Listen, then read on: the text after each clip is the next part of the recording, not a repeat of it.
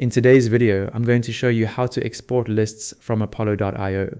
We'll open your saved lists, choose the email data you want to include, and then download the finished export. To get started, open Apollo and look at the navigation panel on the left. Click Lists to view the lists you've already created or saved in your account. From here, find the specific list you want to export. You may need to scan through your list names to make sure you're selecting the right group of contacts before downloading anything. Once you've located it, scroll across to the far right side of that list's row and click the download icon.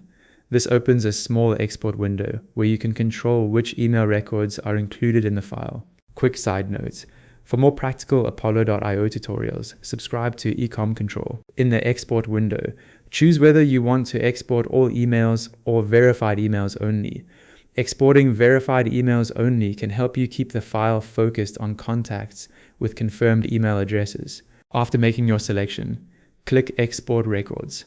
Apollo will begin preparing your file, so give it a moment to generate the export. When the export is ready, click Download to save the file to your computer. And that's it. You've successfully exported a list from Apollo.io.